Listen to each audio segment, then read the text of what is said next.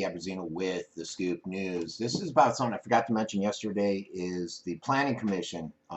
Also, they, besides the one approval they gave over by Foxley Farms, they've approved the affordable housing complex that was a little controversial. A lot of people in North Venice were not fans of it being put up there. I did show a video once of it. Basically, they're going to build about 534 what they call workforce apartments. Basically, that's affordable housing in a politically correct way. It's on 30 acres out there at Triple Diamond Commerce Park, which basically is on the map that you see here. They voted 4-1 to change the zoning and allow construction of up to 18 units per site, which would get us at 534. They were represented by the usual developer representative, which is Jeff Boone. But they said, look, the Planning Commission said it wasn't Jeff Boone or Ed Pinto, the guy that wants to develop this property, that swayed them. It was the survey they put out to many Venice residents, and they heard the common theme that there's no workforce housing available. Workforce housing being housing that's available to individuals that are not in that higher income stratosphere, because affordable housing within the county and the cities ranges from 65 to 72,000 a year in income, which is not affordable. These houses basically will range, or apartments, from $750 a month all the way up to $1,040, which makes it a lot more affordable. A lot of people are concerned about the demographics and some other issues, especially out there in northern Venice, where this would go up. The people that have been pushing it, primarily PGT, Turvis Tumblers, because they need that type of housing for their workforce. And it is something that's badly needed throughout Sarasota County, not just Venice. They had their hearing, and they're going to have, now it's going to basically go before the city council, but it's still not a done deal. Even though generally the Planning Commission says yeah and passes it, the city council will rubber stamp it and send it on. There are some issues. First of all, it's going to be multi-family rental units that cannot be no higher than 35 feet tall and no parking underneath. That's one of the stipulations.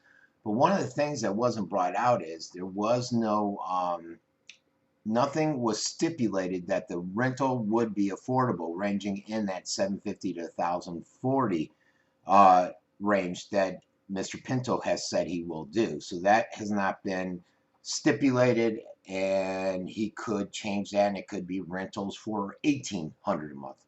Now, when it goes before the city commission, they can say, well, we want this stipulation, and that's where you fine-tune that stuff.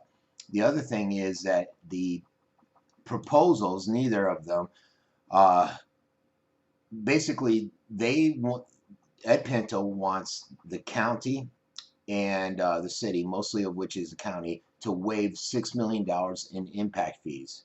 They went on either reduced, waived.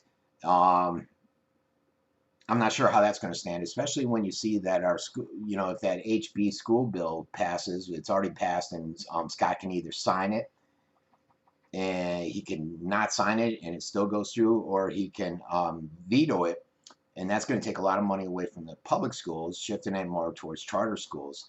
And right in that vicinity is where they're looking at putting a new high school to alleviate the overpopulation in Venice High School in Riverview. And a lot of these impact fees are supposed to be used to, accommodate schooling, roads, and all that stuff.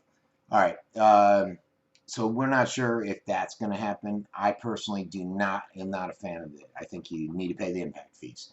The other thing that is a concern, there is no plan to sign a master user agreement with PGT and Turvis Tumbler, as well as any other employees out there that will guarantee area workers get first crack of the homes. I get this in two ways. It's a good thing because you don't want just PGT, Turvis Tumbler taking all the homes there. All right, you want people throughout the area to have access to it, because there's people who work at Finn's that need this type of affordable housing. However, you don't want to see what we see like at the trailer out here on this island.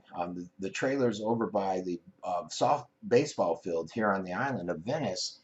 are, a lot of them, from what my understanding is, are rented from people, citizens that live in Canada, and they come down here as snowbirds, and those are subsidized basically by the city of Venice, the government. You don't want that type of situation to occur in these houses. So we're basically outsiders, move down from Detroit and say, oh, affordable housing, let me get in there. There'll probably be a waiting list, who knows, but basically planning commission approved it to move to the next stage, but there's still a lot of stuff that need to be ironed out with it. And we'll see what happens. This has been Frankie Abbruzzino with the Scoop News.